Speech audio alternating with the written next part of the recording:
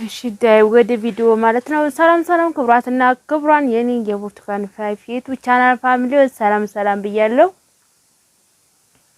በሀገር ውስጥ በሀገር ውጭም ያላችሁ ሰላማችሁ ብዝት ይበልኝ። ኢትዮጵያ ሀገራችንን ሰላም ያደርግልን። ሰላም ለኢትዮጵያ፣ ሰላም ለሀገራችን ይሁን። ዛሬም በማያሳዝን ቪዲዮ መጥቻላችኋለሁ።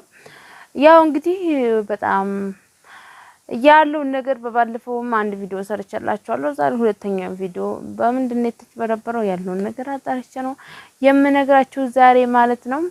ለዚህ ቤት አዲስ የሆናችሁ ላይ ሰብስክራይብ በማድረግ ቤተሰብ ሆኖ ሁላችሁም ታጠገብ ሆናችሁ የምታበረታቱኝ ከልብ አድርጌ ነው የማመሰግነው። ለኔ መልካም ነገር ብዙ የምትመኙ አላችሁና ከልብ አድርጌ አመሰግናለሁ። ውድ ሀገሬ ልጆች፣ ውድ ኢትዮጵያውያን፣ ስለዚህ ዛሬም ይጠቅማችኋል ያልኩትን ቪዲዮ ይዤላችሁ መጥቻለሁ። እሺ አሊያ ምንድነው በባለፈው ልጁ 700 ሺህ እንደተጭበረበረና ያው እዳ ውስጥ እንደገባ ነግሬያችሁ ነበረ። ነገሩ ተባብሷል ማለት ነው። እንግዲህ መጀመሪያ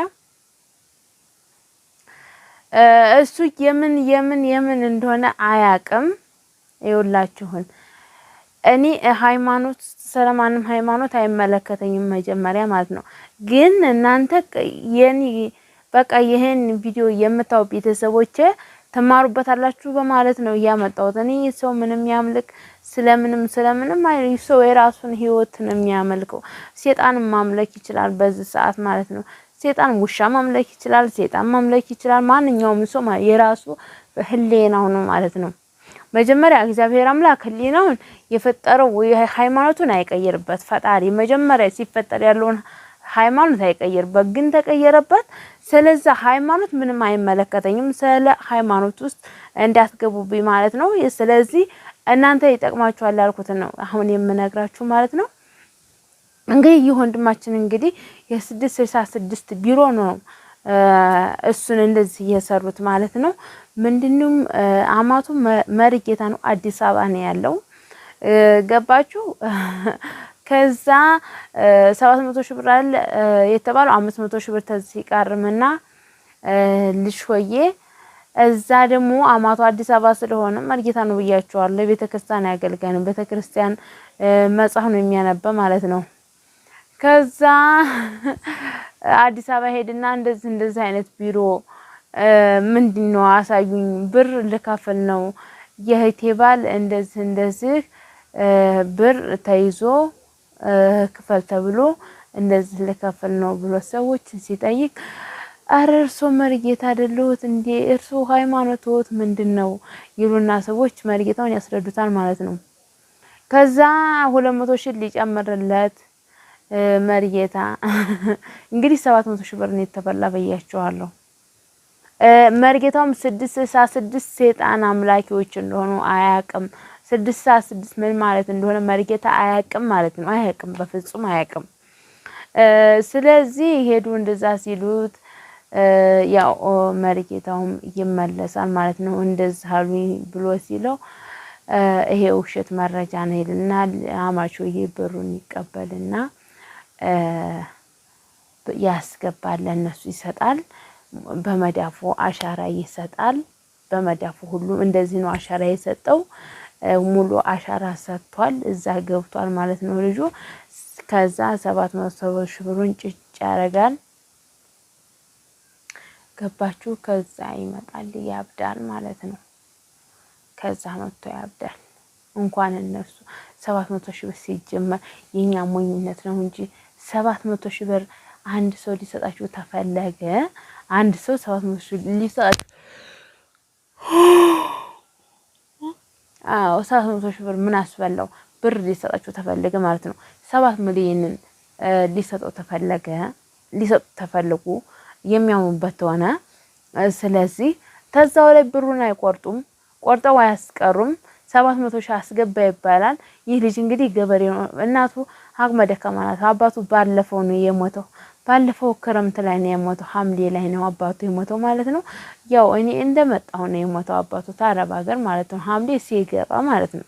ሐምሌ ሲገባ ሰኔ ሲያልቅ ነው አባቱ የሞተው። የተቀበረው ደብረ ሊባኖስ ገዳም ነው ማለት ነው። በዛ ጋር እዚህ ልጅ አባት እናቱ ግን አሮጊት ናት ማለት ነው። ስለዚህ ይሄ ልጅ ቆየ ይመጣል ያብዳል ቤቱ መጥቶ ብድ ይላል ምንም ህሊና ያቅም የት እንደሚሄድ ያቅም ገመድ ይዞ ሊታነቅ ወደ ሀፋፍ ይሄዳል ማለት ነው። እዚህ እንግዲህ በጣም ገደላማ ቦታዎች ዙሪያውን አሉ ማለት ነው። ይሄ አሁን ያለንበት ዙሪያውን ገደል ነው ማለት ነው ቤተሰቦቼ። ስለዚህ ይሄድና እውነት ፈጣሪ ተረፍብሮት ነው ሄዱ አፋፉ ጋር ሲደርስ እጁ ላይ ገመዱ የለም። መጀመሪያ እኮ ገመድ ይዞ ነው ሄደው ሊታነቅ ማለት ነው። ሊታነቅ ገመድ ይዞ ሄዶ በቃ ስንት ቀን ጠፍቶ ማለት ነው። ሲዞር አገሩን ሲዞር ህሊናው ምንም አይሰራ ቀውሷል። አይምሮን ሁሉ መሰለኝ የሰረቁት ማለት ነው። ገንዘቡን ብቻ ሳይሆን አይምሮ ሁሉ ተሰርቋል። ግን እህት ወንድሞቼ ተጠንቀቁ፣ እንደው በእግዚአብሔር ተጠንቀቁ፣ ማርያምን ተጠንቀቁ፣ እንደው በመብራን ተጠንቀቁ። አይምሮን ሁሉ ነው የሰረቁት። እንግዲህ ይሄው ምንም የት እንደሄደ በምን ላይ እንደወረደ ሀገሪቷን የአካባቢዋን ሀገር ዞሮ አንድ ቀን እህቱ ጋር ይገባል ማለት ነው። እህቱ ደግሞ እኛ ጋር ነው ያለችው አግብታ ማለት ነው። ገባችሁ? እህቱ ጋር ይደርሳል። እህቱ ጋር ሲደርስ እንግዲህ እኔ እህቱን ቤትም አውቆ እንደገባ ይሁን ሰው ይዞት ይሁን የገባው እዛ ላይ አላጣራሁም ማለት ነው። ልጁ ቀውሷል። ምንም አይምሮ አይሰራም ማለት ነው። በቃ ተቀውሳችሁ ብድት ሆናችሁ ምንድነው የምታረጉት? ከዛ እላችሁን የእህቱ ጋር ያርፋል። እህቱ ጋር ለማረጋጋት ትሞክራለች። እህቱም ትመክራለች የተቻላትን አቅም። ወንድም አሁን እዚሁ ለሚ ከተማ ላይ ወደ ቤቱ ተመልሷል ማለት ነው። በጣም ታሟል። የሚተፋው ደም ነው የሚተፋው። እንግዲህ በጸሎት እግዚአብሔር ይማረክ ልቦናህን ይመልስልህ በሉት። እንደገና ደግሞ እነዛ የተበደራቸው ሰዎች ወዲያውኑ ነው የያዙት። እንግዲህ ታንዱ 50,000 ታንዱ 100,000 7 ሚሊዮን ሊገኝ ማለት ነው። እንደዛ 200,000 እየተቃረመ እየተከፈለው 700,000 ብር ማለት ነው። እንግዲህ ተገንዘቡ አይምሮ ተነክቷል። እንግዲህ ያው ገዳም ቦታ ሄዶታል ተቀመጠ። አሁን እሱ መመለስ ፈጣሪ ተፈቀደለት። እንግዲህ ገዳም ቦታ ተተማጽኖ በጸሎት በአባቶች ጸሎት ሊመለስለት ይችላል እንጂ አሁን በጣም አስጊ ህይወት ላይ ነው። ሲለው ምንም ደም ብቻ ነው የሚተፋው። ሌላ አይተፋም። በቃ ደም ነው የሚተፋው ከምር። ግን ይሄን ቪዲዮ የመታው ሼር አድርጉት፣ እየቆራረጣችሁ ወደ ቲክቶክ ውሰዱ ማለት ነው። የዚህ አምላኪዎች የ666 አምላኪዎች ናቸው የሚያመልኩ ናቸው እንደዚህ የሰሩት ልጁን ማለት ነው። እንደዚህ የሰሩት እነሱ ስራቸው ነው። እነሱ ስራቸው ነው፣ አይመለከተንም ማለት ነው። ግን እኛ ህብረተሰቡ ራሳችንን መቆጣጠር አለብን። ከአደጋ ራሳችንን መጠበቅ አለብን። የተለያዩ የመኪና አደጋ አለ፣ ጦርነት አለ፣ ረሃብ አለ፣ ብዙ ነገሮች አሉ የሰው ህይወት የሚጠፋበት ማለት ነው።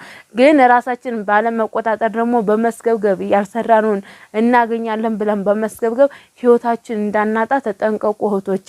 ማንም ሰው እናንተ ላባችሁን ጠብታ ታረጉ ሳትሰሩ ለእናንተ ገንዘብ አይሰጣችሁም። በቃ የሆነ ድርጅት ታዋቂ ድርጅት ታልሆነ በስተቀር ወይ በእሱም ደግሞ ታዋቂ ድርጅት በምንድነው የሚሰጠው መሰላችሁ? እሱም ያው በቻሌንጅ ነው የሚሰጠው። አሁን ቲክቶክ ላይ በቻሌንጅ ነው የሚሰጠው። የሆነ በቻሌንጅ ነው የሚሰጠው እሱ ማለት ነው። የሆነ እንትኑ ካምፓኒው እንዲተዋወቅለት ቪዲዮ ተሰራችሁለት፣ ከዛ በዛ ነው የሚከፍላችሁ። እንዱ በነፃ ብር አትሰጡም። ራሳችሁን ጠብቁ። ለዕለቱ ተበላችሁ ይበቃችኋል። አትስገብገቡ፣ ጥላችሁ ትሞታላችሁ። በቃ ዓለምን ከንቱ መሆኗን እያሰባችሁ በቃ እናንተ ኦኬ ገንዘብ ተተገኘ እኮ ማንም ሰው ደስ ይለዋል። ገባችሁ? ባይሰራ አረፍት እየወሰደ እየተዝናና ወክ እያደረገ መኖር ይፈልጋል ማንኛውም ሰው ማለት ነው። ስለዚህ ለእናንተ ብር 7 ሚሊዮን በ700,000 ትኬት ቆርጣችሁ 7 ሚሊዮን በምክንያት ነው። እናንተ ምን ስለሆናችሁ ነው የሚሰጣችሁ? ምን ስለሆናችሁ ይሰጣችኋል። ስለዚህ ማንኛችሁም ተጠንቀቁ። አንድ ብር ጀምራችሁ ማንም ሰው አያጭበርበራችሁ። በዚህ ማንንም እንዳትታከኩ። ጠጋት አላችሁት የሆነ ነገር ቀብቶ እናንተን ሊያሳብዳችሁ ይችላል ማለት ነው። እንድከፍሉት እንድዝብራችሁ እንድከፍሉ ያደርጋችኋል። ስለዚህ ማንንም ሰው አትመኑ፣ አትጠጉ። እንደዚህ አይነት ድርጅት እንደዚህ ይከፍላል፣ እንዲህ ነው፣ እንዲህ ብር ይሰጣል። ኖ ኖ ኖ ኖ ኖ ኖ ኖ 0 ነው። እኔ ለራሳችሁ ነው የምናገረው ማለት ነው። ይሄ ልጅ አሁን አይምሮ በምንድን ነው የሚገኘው? ገንዘቡን እሺ ነገ ተነገ ወዲያ ከፍሎ ከበቃ በሬ ማበላ የቀን ስራም ሰራ ዘመድም ረዳው ለመነም 700 ሺህ ብር ይከፍለዋል። ግን ተፈለጋችሁ ማለት ነው ተፈለጋችሁ ሙሉን እሱ ቤቱ ሄጄ ሙሉን ታሪኩን አሰማችኋለሁ ተራሱ ከልጁ አንደበት ማለት ነው። ገባችሁ? ግን ላባችሁ ያልፈሰሰበትን አትፈልጉ። ደች ብሉና ስሩ ማለት ነው። ደች በልታችሁ ብትሰሩ 1 አመት ብትወርቁ ለቀጣይ አመት ትነሳላችሁ። እግዚአብሔር ደግሞ ሊያነሳችሁ ተፈለገ በትንሽ በጥሪ ነገር ያነሳችኋል። በዚህ እመኑ። በፈጠራችሁ አምላክ ያመናችሁ ተጓዙ። ስለዚህ ቅማል አላከካችሁ ቦታ አትከኩ። ማንም እናንተ ያልሰራችሁትን ነገር ማንም እንዲሰጣችሁ አይችልም ማለት ነው። ቤተሰቦች ስለጨኩባችሁ ይቅርታ። በሌላ በአዲስ ቪዲዮ ውስጥ እንገናኝ። ለዛሬ የነበረን ቪዲዮ ይሄንን ይመስላል። ቆይታ እንዴት ነው? ደስ ካላችሁ እንግዲህ ያላችሁን ነገር ጥያቄውን ኮሜንት ላይ አስቀምጡልኝ። ቤተሰቦቼ በተለያዩ ዓለም ሀገራት የምትኖሩት ሁላችሁም ማንም ሰው እንዳይበረበራችሁ ራሳችሁን ጠብቁ። ሁላችሁንም ወዳችኋለሁ፣ አከብራችኋለሁ። 1000 አመት ኑሩልኝ ውድ ሀገሬ ልጆች፣ ውድ ኢትዮጵያን። እንቅፋት አይንካችሁ። እንደዚህ አይነት አጭበርባሪ ሌቦች በቃ የምንም አምላክ የሆኑ ፈጣሪ ይጠብቃችሁ ነው የምላችሁ። እንግዲህ ከባድ ነው። እናንተ ባታውቁት ነገር አንደኛው ጓደኛችሁ ተበልቶ እናንተንም እንዲያስበላችሁ ይፈልጋል። እሱ ግን ምን ይላችሁ መሰላችሁ? እኔ እኮ ይላችኋል እኔ ይሄን ያህል ብር አገኘሁ እንደዚህ ሰርቼ፣ እሱ እኮ ተበልቶ ነው እናንተም ሊያስበላችሁ ማለት ነው። ስለዚህ ሰውም ጓደኛ ማትመኑ ራሳችሁንና ፈጣሪያችሁን አምናችሁ በራሳችሁ ኑሩ ቤተሰቦቼ። ያው ባይ ባይ። ወሬ ያበዛባችሁ መሰለኝ፣ ይቅርታ።